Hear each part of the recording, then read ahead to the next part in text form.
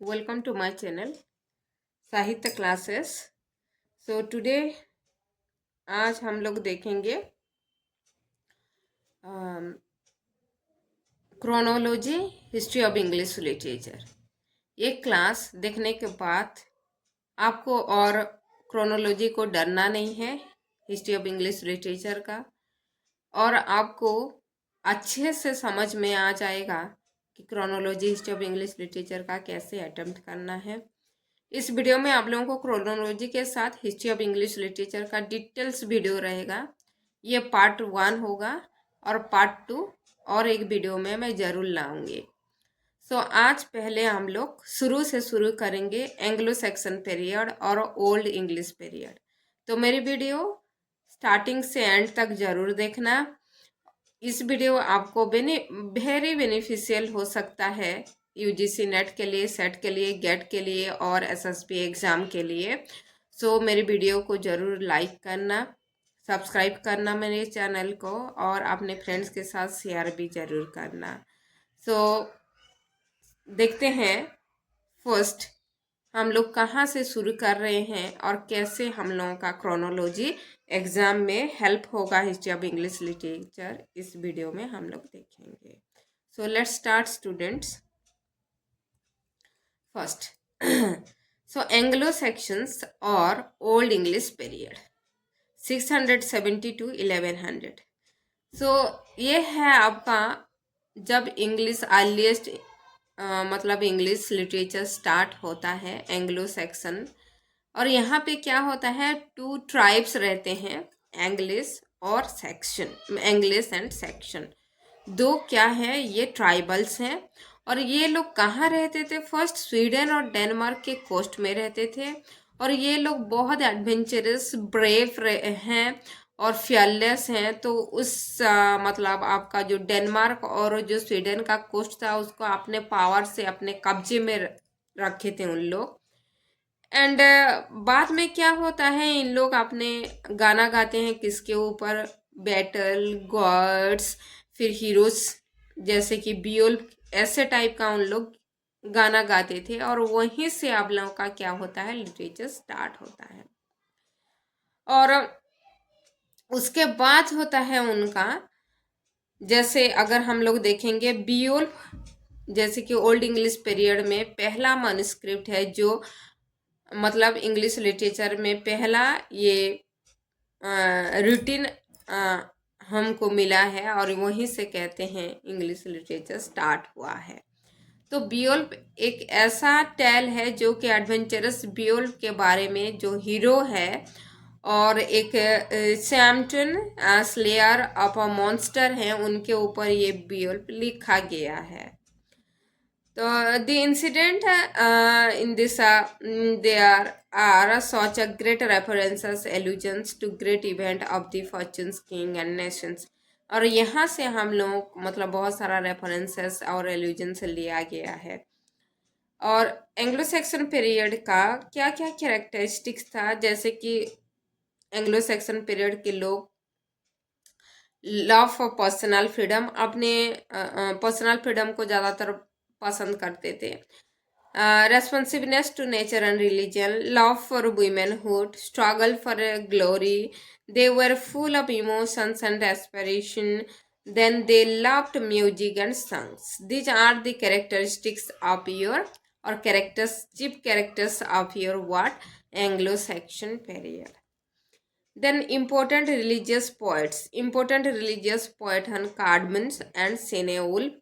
Cardamom क्या, सैंग्स in series, जो कि एक सीरीज में गाते थे कार्डमन, किसके ऊपर, जैसे कि led of man, fed of man, sorry, from the creation and what fall to the redemption and the last judgment, ऐसे रिलीजियस थीम को लेके वो गाते थे। और सिनेउल जो थे वो पोएम क्राइस्ट के ऊपर वो गाते थे, जैसे कि metrical, full of events of Christ के जो इम्पोर्टेंट इवेंट्स हैं उनको लेके वो पोएम लिखते थे और गाते थे। ऐसे कार्डमैन और सिनेउल जो कि एंग्लो सेक्शन पीरियड के दो प्रोमिनेंट व्हाट रिलीजियस पोएट थे।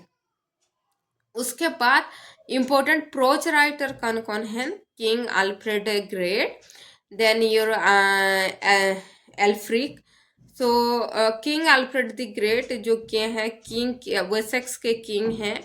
और वेसेक्स जैसे आप लोगों का फिक्शनल टाउन लेते थे थॉमस हार्डी अपने नॉवेल में, वैसे आपको याद करना होगा ना। किंग अल्फ्रेड जो है वो क्या किए हैं, ट्रांसलेट किए हैं लैटिन से इंग्लिश क्रॉनिकल्स को।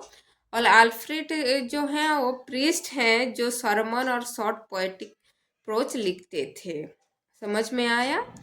Then characters of Anglo Saxons poetry, उनके पोएट्री के क्या क्या कैरेक्टर्स है? Parallelism, repetition, use of metaphorical phrases, full of sea and spirit of adventure, use great variety of components words, compound words, then adventures and ancient battles of their forefathers। ये सब Anglo Saxon poetry का क्या है, उनका characters है। Then Anglo Saxon का प्रोच का क्या कैरेक्टरिस्टिक्स है? जैसे कि most of the prose work was translated to English from Latin. Then middle English और एंग्लो नॉर्मन पीरियड जो कि 1100 to 1500 स्टार्ट होता है। तो यहाँ पे हम लोगों का जो नॉर्मन्स हैं जो कि नॉर्मंडी में रहते थे, जैसे कि फ्रांस को नॉर्मंडी बोला जाता था, defeated Anglo Saxon king, Anglo Saxon के जो किंग थे उनको बैटल हेस्टिंग 1066 में उनको डिफीट करते हैं और इंग्लैंड को नॉर्मन लोग क्या करते हैं, रूल करते हैं। समझ में आया?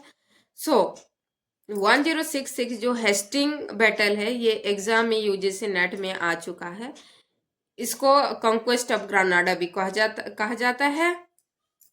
एंड द नॉर्मन कॉन्क्वेस्ट, हाँ नॉर्मन कॉन्क्वेस्ट कहा जाता है, inaugurated a distinct new epoch in the literary as well as political history of central entire England. यहाँ से एंटायर इंग्लैंड के लिटरेरी और पॉलिटिकल फिगर चेंज हो जाता है। The conquest of France carried the literature which they brought with themselves was French language, French civilization. So जो मतलब England में जो लिटरेचर स्टार्ट हुआ वो ऑब्वियसली क्या होगा, फ्रांस से इन लोग इन्फ्लुएंस हुए थे। So France language, France literature, France civilisation को ज़्यादातर अपने लिटरेचर में मतलब उन लोग ले रहे थे।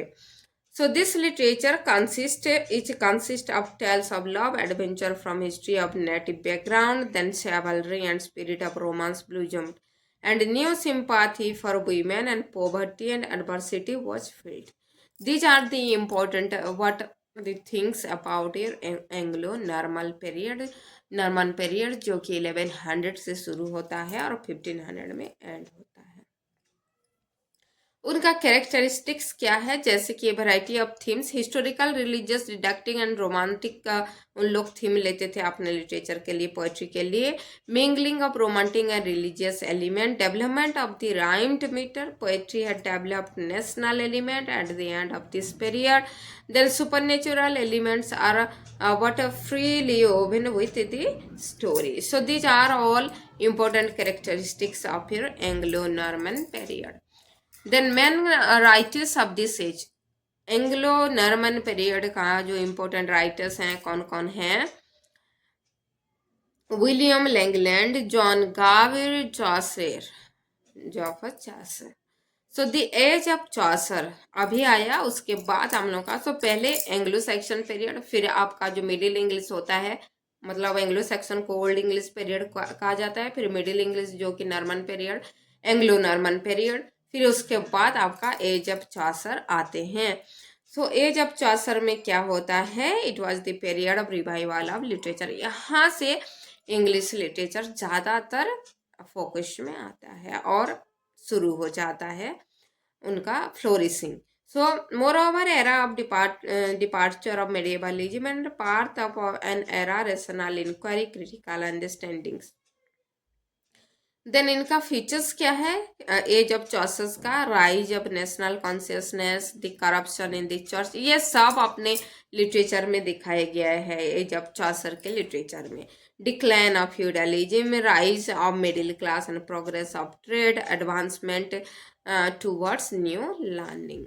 न्यू एडवांसमेंट न्यू लर्निंग, इसका मतलब क्या है, जो रेनेसां हुआ था उस टाइम में हुआ।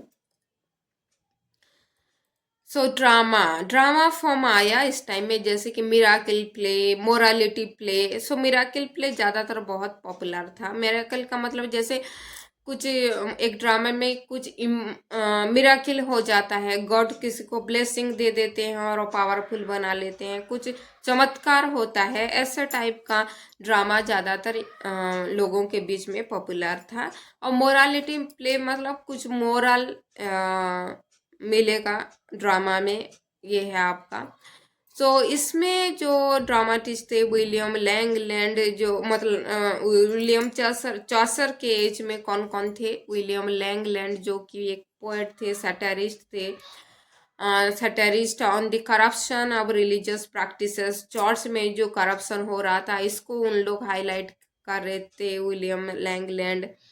उनका इम्पोर्टेंट वर्क है a vision of Piers the ploughman, एक पोइट्री है। जन जॉन गावर जो है वो एक represents the English culmination of the courtly medieval period poetry, courtly medieval poetry वो लिखते थे। देन उनका जो इम्पोर्टेंट वर्क है कन्फेसियो अमांटिस। देन जेफ्रे चॉसर आते हैं 1340 टू 1400। और जेफ्रे चॉसर के ऊपर एक वीडियो में ऑलरेडी मैंने चैनल में डाल दी हूँ, उसमें डिटेल्स आप लोगों का चौसर के हैं, तो आप लोग जरूर उसको विजिट करना, प्लेलिस्ट में है विलियम चौसर जो जेफ्रे चौसर के ऊपर। तभी क्या होता है, जेफ्रे चौसर को फादर ऑफ इंग्लिश पोइट्री भी बोला जाता है। और उनका इम्पोर्टेंट जो करियर था और hitch working period divided into 3 periods, first period, second period, third period. और फर्स्ट पीरियड में वो फ्रेंच लैंग्वेज से ज़्यादातर इन्फ्लुएंस हुए थे और फ्रेंच में उनका राइटिंग दिखाई गया था, जैसे ला रोमांस डे ला रोज। देन उसके बाद वो फ्रेंच पीरियड में, तो फर्स्ट पीरियड को फ्रेंच पीरियड कहा जाता है। बुक ऑफ डॉचेस एंड एलिजी, ये आपका first period of his work में आता है, जो कि फ्रेंच पीरियड और फ्रेंच लैंग्वेज से ज़्यादातर वो इन्फ्लुएंस हुए थे। सेकंड पीरियड जो है वो आपका इटालियन पीरियड, और इटालियन लिटरेचर से ज़्यादातर वो इन्फ्लुएंस हुए थे, जैसे कि दांतेस डिवाइन कॉमेडी, बोकासियस पोएट्री, ये सब में वो इन्फ्लुएंस होके वो लिखे थे। एंड द स्टोरी ऑफ ग्रिसेल्डा, है ना, उसमें क्या है, पिटफॉल ऑफ द वीमेनहुड, ये सब लिखे हैं इटालियन पीरियड में। देन आपका जो थर्ड पीरियड है इंग्लिश पीरियड, इसमें आप लोगों का कैंटरबरी टेल्स जो बहुत पॉपुलर है उनका, जेफ्रे चौसर का, और मतलब रिनाउन उसमें बहुत फेमस चौसर का राइटिंग को प्रेजेस किया गया है कैंटरबरी टेल्स को। तो ये है आपका English period, third period. And important events क्या हुआ था 14th सेंचुरी में। सो एज ऑफ चौसर को 14th सेंचुरी भी कहा जाता है। So beginning of 100 years of war between English and French, जैसे कि 1337 टू 1453, ये इम्पोर्टेंट ईयर है, इसको आपको याद करना है। देन ब्लैक डेथ आता है 1348 टू 1349। उसके बाद बिगिनिंग ऑफ रिलीजियस मूवमेंट, फिर पीजेंट रिवोल्यूशन। देन उसके बाद हाँ देखो, ये आपका एग्जाम में क्रोनोलॉजी में भी आ चुका है। पहले 100 years ऑफ एज आता है सॉरी, बाद में आता है आपका पीजेंट्स रिवोल्यूशन, सॉरी, पहले आता है आपका 100 years ऑफ एज, सेकंड में आता है ब्लैक डेथ, थर्ड में आता है peasant revolution. And English language जो स्कूल, लॉ, कोर्ट्स और पार्लियामेंट में होता है, और कब हुआ था पार्लियामेंट का लैंग्वेज, इंग्लिश लैंग्वेज कब हुआ था 1362। बाद में 1399 में क्या हुआ, इंग्लिश को नेशनल लैंग्वेज डिक्लेयर किया गया इंग्लैंड में। ये आपका इम्पोर्टेंट बनता है, एग्जाम में पूछा गया है, आपको इसको याद करना है। उसके बाद अगेन फिर क्रोनोलॉजी टाइप का क्वेश्चन आ गया आपके पास, जैसे कि इम्पोर्टेंट हिस्टोरिकल इवेंट्स जो 15th सेंचुरी में, ये भी क्रोनोलॉजी में आ चुका है। इसको भी आपको अच्छे से देखना है, इसलिए मैं बोल रही हूँ कि मेरी वीडियो शुरू से एंड तक जरूर देखना। और उसके बाद आपको हिस्ट्री ऑफ इंग्लिश लिटरेचर में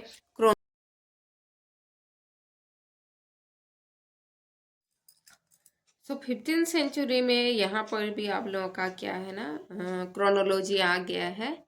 तो इसलिए मैं बोल रही थी कि मेरी वीडियो अगर आप लोग शुरू से एंड तक देखेंगे तो आपको कभी भी इंग्लिश लिटरेचर का क्रोनोलॉजी में दिक्कत ही नहीं होगा, प्रॉब्लम ही नहीं होगा।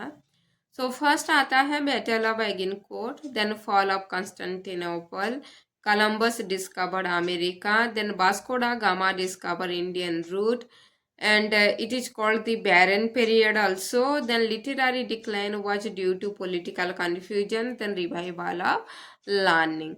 So क्या होता है ना, यहाँ पे जो 15th सेंचुरी में आपका जो मतलब क्रोनोलॉजी ये आपका आता है, battle of Agincourt, fall of Constantinople, Columbus discovered America, then Vasco da Gama discovered Indian route, ये सब आपको ईयर भी याद करना है। जैसे बैटल ऑफ एगिनकोर्ट 1415, फिर उसके बाद fall of Constantinople 1453, then Columbus discovered America 1492, then Vasco da Gama discovered Indian route 1498। ये है आपका क्रोनोलॉजी 15th सेंचुरी के, ये आपको याद करना है। और इस पीरियड को 15th सेंचुरी को बैरन पीरियड भी कहा जाता है, क्योंकि इसमें ज़्यादातर उतना खास डेवलपमेंट लिटरेचर में नहीं हुआ है, बट पॉलिटिकल कन्फ्यूजन होता है, डिक्लाइन होता है, लिटरेरी डिक्लाइन होता है, बट रिवाइवल ऑफ लर्निंग होता है। उसके बाद आपका 16th सेंचुरी जो होता है, जो कि मॉडर्न इंग्लिश और the Renaissance also your 16th century. तो 1516 से 1578 आपका 16th सेंचुरी और द रेनासा पीरियड। सो इसका कैरेक्टरिस्टिक्स क्या है रेनासा एज का, जैसे कि रेनासा होता है, रेनासा का means rebirth of knowledge.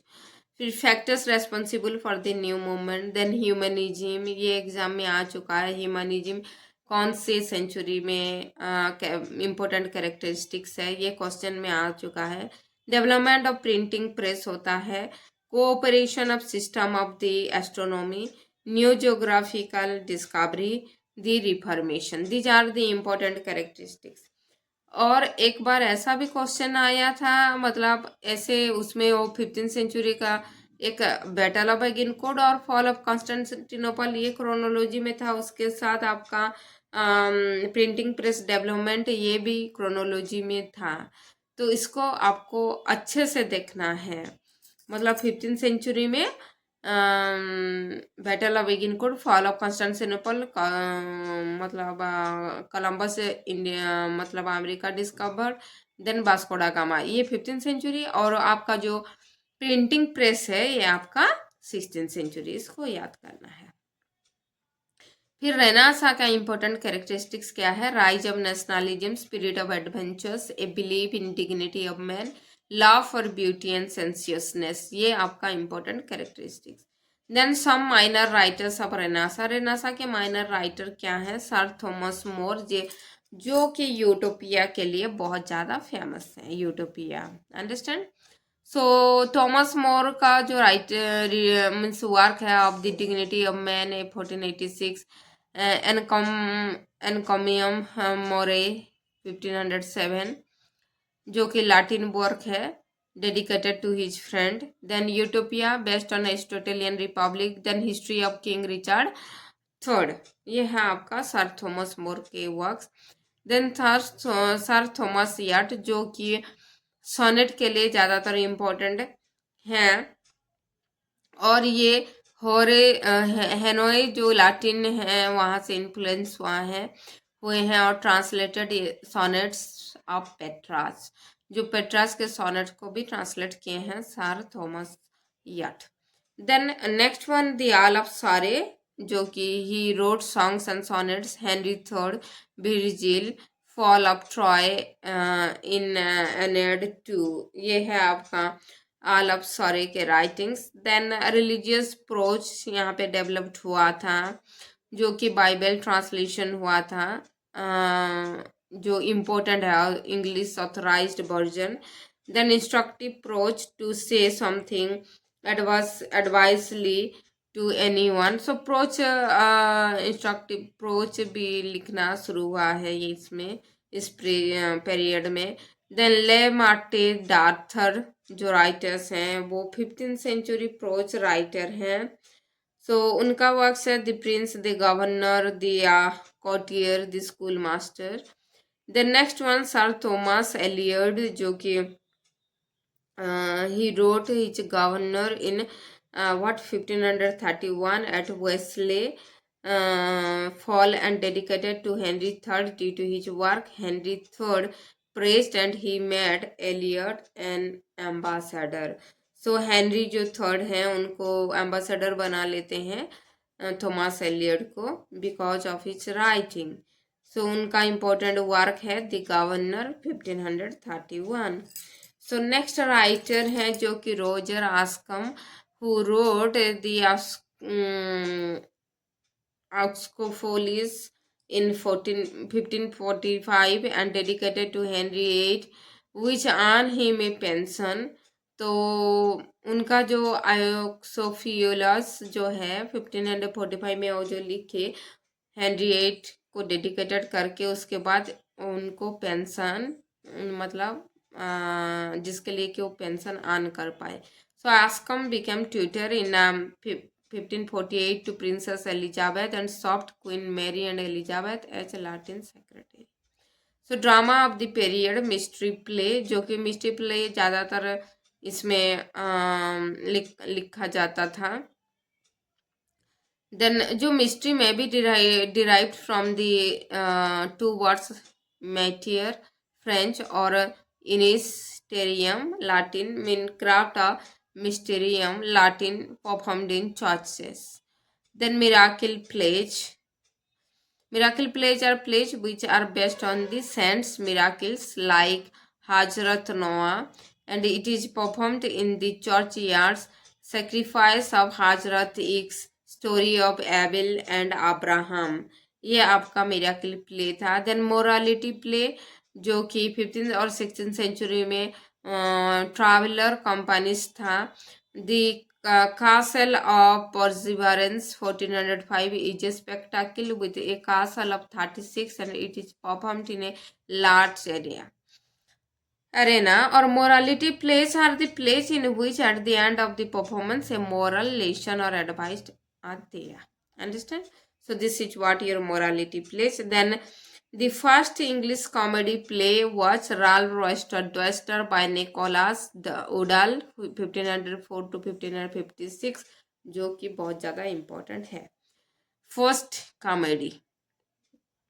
And first tragedy क्या है? गर्भोटक्स, ये आप Ferrex and Porrex. So Elizabeth age next 1567 to 1603, जो कि कैरेक्टरिस्टिक्स क्या क्या है? रिलीजियस टॉलरेंस और formation of English church, social progress, rise of commerce and trade. तो एलिजाबेथन एज को तो गोल्डन पीरियड कहा जाता है, उसमें बहुत ज़्यादा क्या डेवलपमेंट हुआ है। Then main features of literary work, imagination, idealism, rich imaginary imagery, satire, colloquial language, ये सब यूज होता था। Major poets of the age, Philip Sidney, Edmund Spenser, sir Walter Raleigh, William Shakespeare. So मैं क्यों बोल रही हूँ कि मेरे वीडियो आप लोगों के इम्पोर्टेंट है और क्रोनोलॉजी के लिए बहुत ज़्यादा हेल्पफुल होगा, क्योंकि इसमें अगर हम लोग कौन से पोएट और ऑथर और कौन से राइटर कौन से सेंचुरी के बिलोंग करते हैं उसको भी हम लोग अगर पता कर लेंगे तो भी हम लोग क्रोनोलॉजी को आराम से कर पाएंगे। तो एलिजाबेथन एज में Philip Sidney, Edmund Spenser, sir Walter Raleigh and William Shakespeare, these are the prominent poets. Then major dramatist कौन कौन थे इस पीरियड में? यूनिवर्सिटी विट्स थे, जैसे कि आप लोग का John Lyly, Robert Greene, George Peele, Thomas Lodge, Thomas Nashe, Thomas Kyd, Christopher Marlowe, William Shakespeare, Ben Jonson, ये थे आप लोगों का क्या dramatist, important dramatist थे. Then major, what your then next we will read about your Sir Philip Sidney, जो कि 32 years of age उनका लाइफ स्पान था, 1554-1586. So he was the son of Henry Sidney and Mary Dudley. He got educated from Oxford. He made a wide range of travels to Germany, Italy, Poland and Australia. ये सब जगह वो घूमने गए थे. So Sydney plays a role, a model to Spencer. So Spencer के लिए Sydney का राइटिंग्स बहुत ज़्यादा इम्पोर्टेंट था और वहाँ से वो इन्फ्लुएंस्ड हुए थे. जैसे कि sonnet sequence, poetry, allegory, prose work, Aristotelian theory, romance, pastoral poetry, ये उनका वर्क्स में आता है. Moralist, humour, tragedy, comic, apology to poetry, ये सब उनका मतलब राइटिंग्स का कैरेक्टरिस्टिक्स है. जैसे कि उनका इम्पोर्टेंट वर्क है Arcadia 1570, the defence of poetry 1579, Astrophel and Stella early 1581. Then Arcadia क्या है उनका, जो he started his work at 20, जब वो 20 ईयर्स के थे तभी वो लिखना शुरू किए थे. This work was humble. His work was only to entertain his sister. Arcadia is divided into verses, drama, and prose terms. Then the elements of politics, chivalry, romance, nature, tragedy, humor, and poetry. Ideal, heroic, pastoral poetry, comic as well as morality is found in this work Arcadia. सो आर्काडिया में ये सब था. और Philip Sidney का एक ही motive था, अपने बहन को मतलब एंटरटेन करना. सो आर्काडिया ये सब कैरी करता है. द डिफेंस ऑफ पोएट्री जो 1579 में लिखा गया है, और the defence of poetry is one of the more important contributions of literary theory written in English during Elizabethan age. Then next, the work poetry was diversion of reader's mind to virtue action. Classical model of oration was adopted in it. So oration means art of speak. So sugar coated points are found in it. That's inside is very ugly and it can be in shape of poetry. Instructional and delightful methods are provided. This king of poetry. So it is also called apology of poetry, apology to poetry. So defense of poetry को apology to poetry भी बोला जाता है. Then Astrophel and Stella, जो कि it is a poetry work of Philip Sidney. It contains 108 sonnets and 11 songs. ये भी question में आ चुका है. It is also dedicated to his sister Mary Sidney. Then next one आपका एडमंड स्पेंसर आते हैं. सो एडमंड स्पेंसर जो कि फिलिप सिडनी से इन्फ्लुएंस होते हैं, और उनका वर्क्स है shepherd's calendar, a pastoral elegy, Faerie Queene, a romantic का allegory, hymns in honour of love and beauty, Elizabethan sonnets, ये सब उनका इम्पोर्टेंट वर्क्स है. सो एलिजाबेथन सोनेट्स जो है वो describing the wooing of Spenser with Elizabeth Boyle with whom he contrasted second marriage in 1594. इसमें उनका डिटेल्स है. देन हिज वर्किंग स्टाइल, उनका वर्किंग क्या था? Pastoral poetry, epic, allegory, romance, the musician of words, a great moralist, a great Spenserian stanza. So उनका important ये सब है. Then pastoral elegy. So pastoral elegy क्या है? Pastoral poetry it is also related to rural side nature. So rural side nature को, countryside life को express करता है. Almost on very aspect of human life is discussed and presented through he elemental activities of the shepherd life को लिखते हैं pastoral poetry में. Then उसमें और क्या, जैसे कि pastoral poetry is the form of eclogues which means pastoral dialogues. Rural dialogues इसमें इंक्लूडेड होता है. The poetic form was appropriate for a poet who was beginning his career. Then आपका जो pastoral poetry was a fashion of discussion all characters at Siphard. Then सिपर्स के all emotions को लेके लिखा जाता है। सो इक्लोस जो है और pastoral dialogue had it origin in Sicilian place name folk song and come first into the literature in the work of Oritus, a Greek Sicilian poet of 3rd century BC। सो इक्लोस जो मतलब पास्टोरल डायलॉग कहाँ से लिया गया था, उसका origin है Sicilian, और सिसिलियन जो लिखे हैं ओरिटस, जो ग्रीक का सिसिलियन पोएट है, वो अपने वर्क्स में, अपने पोइट्री में 3rd सेंचुरी बीसी के पोइट्री में वो मतलब पास्टोरल डायलॉग लिखे थे, उसमें से एडमंड स्पेंसर लिए हैं। देन सिफार्स कैलेंडर, ये क्वेश्चन बहुत ज़्यादा क्वेश्चन सिफार्स कैलेंडर में है। जैसे this work contents 12 eclogues dialogue, 12 dialogue और इक्लोस रहता है, जैसे कि represents 12 month of the year. These Purelands eclos are entitled to the 12 noble and victorious gentlemen who were worthy of all titles both of learning and chivalry। ये सब represent करता है ciphers calendar में। Then आपका जो Spenser का जो Spenser united his humanism to his love of the land. Then he poured into the work much himself as rejected lover and an aspirant to the priesthood। Then next one is that then important in this next Faerie Queene, यहाँ से भी question बहुत ज़्यादा बनता है। सो फेरी Queene जो है an allegory, romance and epic. So fantasm में मेगोरिकल, देन फैंटास्टिकल वर्ड्स यूज हुआ है। Then mystery of atmosphere is pervading every table, it is an allegorical poem.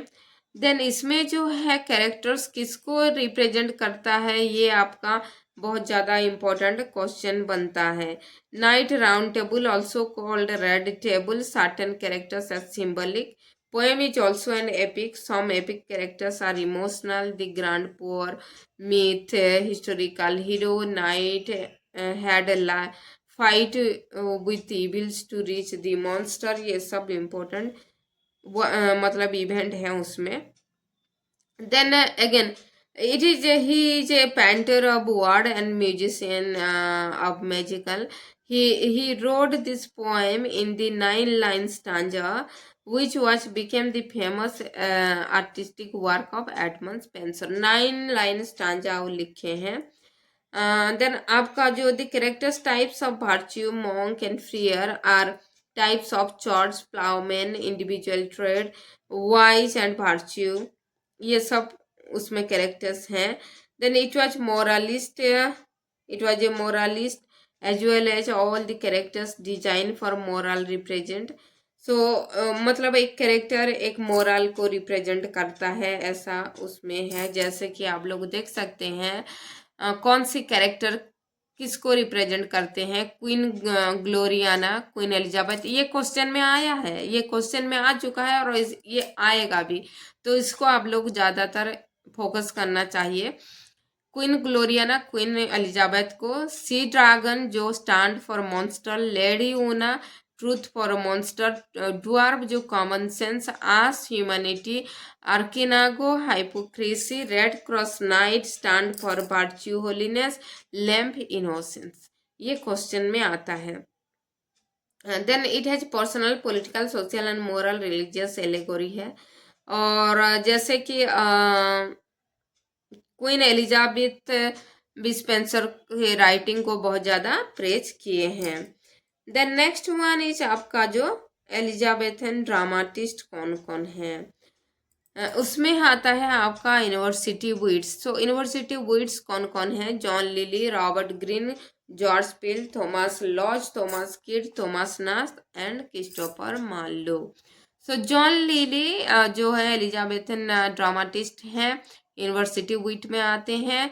और main characteristics of his drama जो कि ब्लैंक वर्स में लिखा जाता है, humour, comedy, court comedy. He borrowed plots and stories from old Latin models and myth. उनका works जो यूफुस जो कि it was an artificial prose form. It was a sort of court comedy and it was meant St. Paul's Chapel children. ये question important बनता है। ये उसको मतलब क्या है उसका? Saint Paul chapels children. And इसमें मतलब समझ में आ गया ना। Also performed in court of queen Elizabeth, later Shakespeare adopted it. बाद में शेक्सपियर उसको अडॉप्ट करते हैं। अलेक्जेंडर द ग्रेट उनका जो वर्क्स है, it was the excellent work by Lyly. Moreover its plot was borrowed from Greek myth and from history. देखो UGC NET में ये होता है कि इम्पोर्टेंट वर्क्स अननोन ऑथर के भी बहुत मतलब एग्जाम में आते हैं। तो अलेक्जेंडर ग्रेट जो है important work of John lily. It contains the material like and characters, themes, myth, legends, then Sophos and Faust, then Admian, then Midas. These are the all the important things of your John Lilly. Then उनका pastoral plays क्या क्या है? Loves metaphors, it contains comedy. Gallathea, then women in the moon, it was the shape of the blank verse. Then Robert Greene आते हैं। Robert Greene जो 1558 और 1592 वो graphical ऑटोबायोग्राफिक details के लिए जाने जाते हैं। प्रोज वर्क इन प्लेज इसलिए भी जाने जाते हैं। Then his chronicle was the cottage history of James fourth. Then George Peele आते हैं। जॉर्ज पिल में आते हैं, उनका करियर एज ए ड्रामाटिस्ट हुआ करता था और उनका राइटिंग पैटर्न जॉन लिली के पैटर्न के साथ मतलब मिलता जुलता था। देन हिज वर्क्स क्या है? Arrangement of Paris, then old wife's tale, the love of king Davis and fire Bathsheba, ये सब उनका वर्क है। तो अगर मेरी वीडियो आप लोगों को हेल्पफुल हो रहा है और अच्छा लग रहा है तो please like share and subscribe जरूर करना और शुरू से एंड तक देखना। देन थॉमस लॉज आते हैं। थॉमस लॉज जो कि उनका राइटिंग स्टाइल्स भी होता था जैसे कि mice, prose work, sonnets, compost, collaboration for genre, ये सब उनका। Then his works euphoria, moons of civil war, understand. So euphoria में जो रोजालैंड जो कैरेक्टर था, वो रोजालैंड कैरेक्टर आप शेक्सपियर के एज यू लाइक्ड में भी दिखाई देता है कॉमेडी में, अंडरस्टैंड। तो ये क्वेश्चन में आता है कि रोजालिंड जो कैरेक्टर है विलियम शेक्सपियर का एज यू लाइक इट, वो कहाँ से लिया गया है? तो थॉमस लॉज के यूफोरिया, अंडरस्टैंड।